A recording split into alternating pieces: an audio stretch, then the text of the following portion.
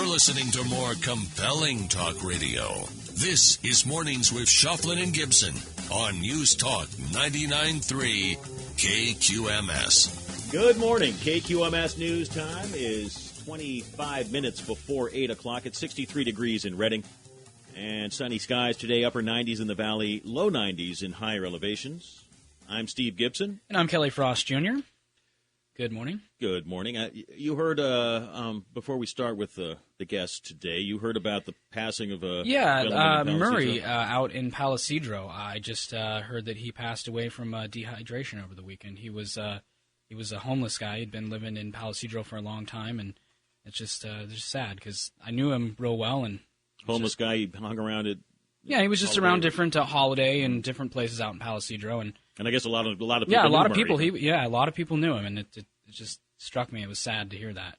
Well, it's too bad Murray didn't have a place to go. And Doug Christian is here with the Shasta Humanity Project and trying to build a place for folks to go who have nowhere else to be. Right, Doug? Absolutely. To be. Yeah. Absolutely. Yes, we are. So, how did this project get started? What's your vision, your plan, and how are you going to get there? Well, the project actually came to mind about a little over a year ago. I was actually just sitting down looking at Facebook one morning and drinking my cup of coffee, and I saw some tiny homes sitting on a coast in a coastal village, on Facebook, believe it or not, and they were interesting. And so I took a still image of one and a copy of an image and posted it on Facebook, and I said, we should do this in Redding. And I got a small response. And about 6 months later, I saw that image again, and I did that. I did it again. And then I was shocked. I had 178 people that day reply and said, we really should do this in Redding. And people started contacting me, coming to my home, encouraging me to lead the charge on this. I guess the second time you must have struck while the iron was hot, huh? It might have been the time of day when I posted it. Who knows? Power of social media. Yeah. So the idea is to actually build a small village, right? Absolutely. And so what ended up happening is I started looking for small communities where this had been done around the country, and I realized there were places all over the country where people started doing things like this. Some of them were tent cities. That didn't really appeal to me. Some of them were done with motorhomes. That didn't appeal to me. Then I found this really neat village called Quixote Village in Olympia, Washington.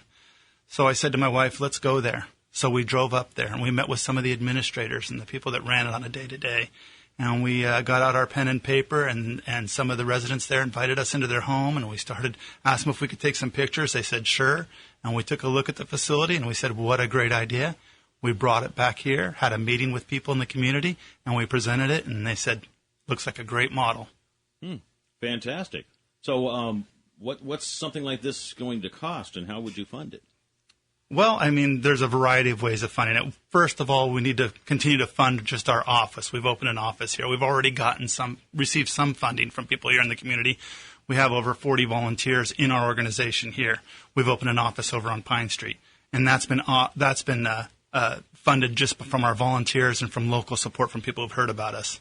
But the funding is going to come not only from community support and donations. There's also funding that we could receive from the city of Redding. We could apply for affordable housing development funding, which has been around since 2001 here in the city. We can also apply for state funding, federal funding. We've created a 501c3 nonprofit that we've applied for from the IRS. It's been filed. So there's a variety of grants that we can apply for to also assist us in funding this project. Well, you know what they say about real estate, location. And while there is a lot of compassion and generosity in this community, there's a lot of NIMBYism as well, not in my backyard. How would you find a place that has no neighbors to complain about it? I've got two answers to that question. First of all, we're building houses. Mm-hmm. So if I was to build a subdivision next to your subdivision, these people are no longer homeless.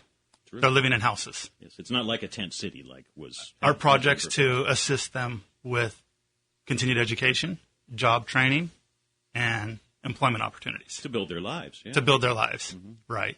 So if we're going to assist people and offer them a hand up, not a handout, right? A real hand up. A real hand up. It's not going to be some shanty town. Right, exactly. So there is no NIMBY issue, in my opinion.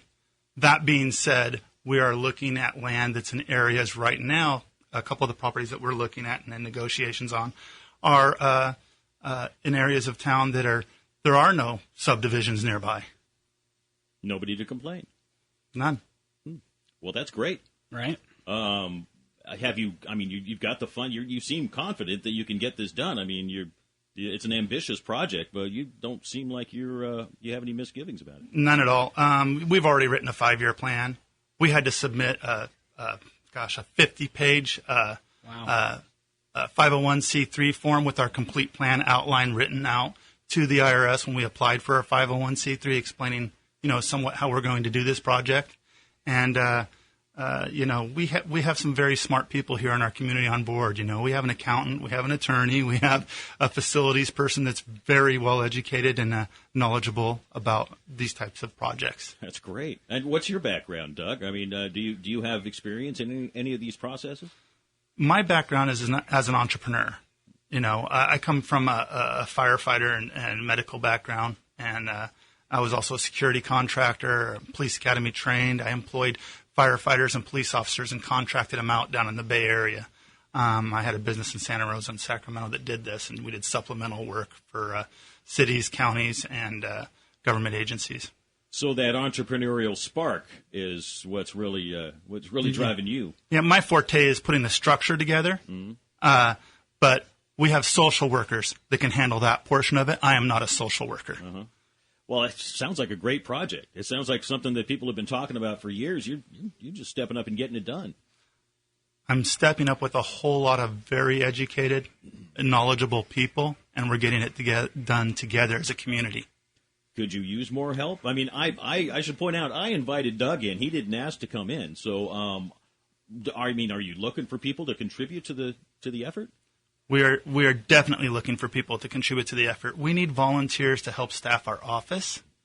We need volunteers to help get the word out. And we are definitely looking for local funding to sustain our office, and we're looking for grant writers to assist us with the grant writing process. There is a definite call for help. And we're doing our first fundraiser. We have our first fundraiser coming up out at the Riverview Golf and Country Club. I was just going to ask you, what are you doing for fundraising? Just a couple of weeks, huh? Yeah, we got this great event going September 5th. The Riverview Golf and Country Club has offered to allow us to use their facility to put on this event. That's great. It's a very fancy place. Yeah, we're very excited and honored to be able to use that. And what's going to happen here is we're going to have tri-tip and chicken, and we're going to have a silent auction, and we're going to put on a program explaining our project more in detail than we may have time to do this morning. But it's just going to be awesome. And to touch on this project, I just want to touch on this project. This project is not without plan. We want to develop 40 homes. We want to provide resident advocates, life coaches, and case managers. Okay? This is not a project that's just, here's a house, come get a free house. We're not going to be a magnet for people to come to Redding. This is for locals. This is for people in Redding that are homeless, that are from Redding, that came on hard times and became homeless for whatever reason. And they're not shacks. It's not to shack out. It's not flop houses. They're to build your life and actually get back on your feet. Exactly. That sounds great, Doug. I think this project is just 100% positive. The Shasta Humanity Project. If you want to help out, you attend the fundraiser on the 5th of September, 2 weeks from this Friday, I guess. Right? And the Riverview Golf and Country Club. You can get tickets online, shastahumanityproject.org, or stop by Enjoy the Store downtown on Placer Street. And volunteers as well. You need folks to actually jump in feet first into the project. Call Doug Christian at 710-0243. Absolutely. And do you guys have a website set up or Facebook or anything? It is. It's shastahumanityproject.org, and we are on Facebook at Shasta Humanity Project. Well, thanks a lot for coming in, Doug. Yeah, it sounds like a really good project. Yes. Thank you very much for having me down here. I'm excited about this project for you, and I can see that you've got the compassion and ambition to get it done. Thank you. You got no question. It's going to get done, isn't it? It's going to get done. All right, thanks a lot. Doug Christian, Shasta Humanity Project. Again, 710-0243, shastahumanityproject.org. All right. KQMS News Time is 14 minutes until 8 o'clock. We'll get the financial report from Wells Fargo Advisors. We'll get the sports report as well, and more on the way. News Talk 99.3 KQMS, 14 minutes until 8.